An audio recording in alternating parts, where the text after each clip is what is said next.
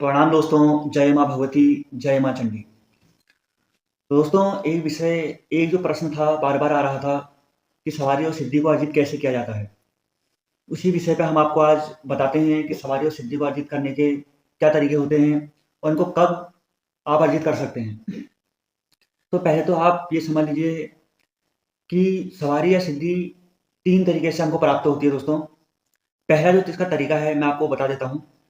पहला जो इसका तरीका है वो यह है कि पूर्व जन्म में आपकी अगर भक्ति छूटी, सवारी या सिद्धि छूटी तो इस जन्म में आपको प्राप्त हो जाती है।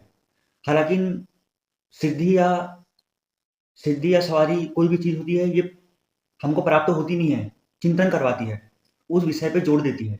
इसीलिए हमारा पूजा पाठ में मन लग जाएगा तो हमें वो जो पूर्व की जो हमारी सिद्धियाँ हैं, वो हमें जल्दी ही अर्जित हो जाती हैं।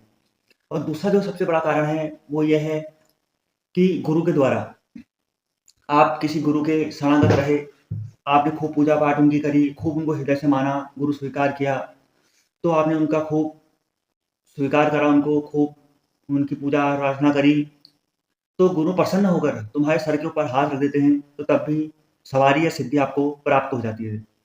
तीसरा जो इसका कारण है दोस्तों, वो ये है कि भक्ति।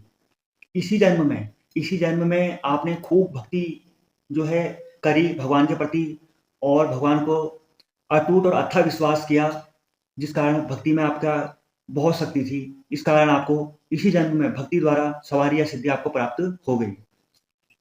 तीसरा कारण ये है दोस्तों, इनमें जो सबसे अच्छी जो इसमें सबसे बढ़िया जो होती है दोस्तों, वो होती है भक्ति के द्वारा। जो भक्ति के द्वारा जो होती है, वह बहुत अच्छी होती है। भगवान को प्रसन्न कर कर, भगवान की भक्ति में लीन रहकर आप उन शक्तियों को अर्जित करते हैं और उनको जन कल्याण के लिए या बाहरी अच्छे कार्य के लिए लगाते हैं।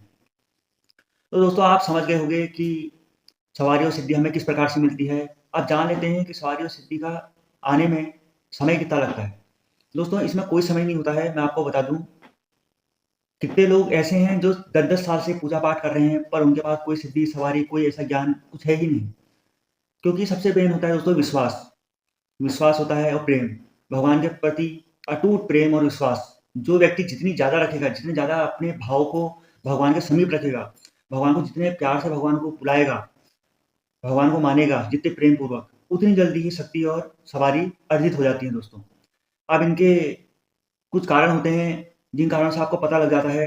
पूजा स्थान में बैठते समय आपका सर घूमना, शरीर पे चींटियों का रेंगना जैसा महसूस होना और हाथ-पैरों में झुनझुनी या कंपकपी होना, पूजा-पाठ में बैठते ही उबासी आना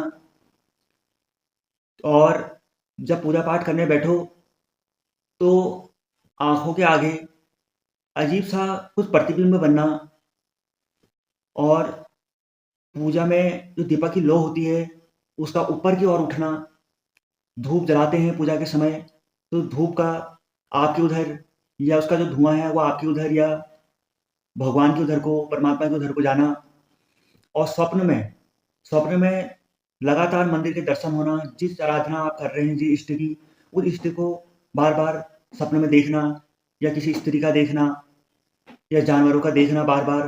तो दोस्तों ये चीज़ होती है जो हमें संकेत देती है कि हमारे अगल-बगल, हमारे आस-पास अब वो चीज़ आनी स्टार्ट हो चुकी है। तो दोस्तों हम आशा करते हैं कि आप अब इस वीडियो से समझ ही गए होंगे कि सवारी और सिद्धि का कैसे हमें प्राप्त होती हैं और इसके क्या-क्या कारण होते हैं। तो दोस्तों हम अपनी वीडियो को ज़्यादा लंबा ना बनाते हुए हम अपनी वीडियो को यहीं रोकते हैं। अगर वीडियो अच्छा लगे तो एक लाइक कर देना और चैनल पे नए हो तो सब्सक्राइब कर देना और कमेंट कर देना दोस्तों एक प्यारा-सा। आपका कोई प्रश्न है तो कमेंट सेक्शन में आप हमसे पूछ सकते हैं। तो दोस्तों हम अपनी वीडियो को यहीं रोकते हैं। जय माँ भगवती, जय माँ चंडी।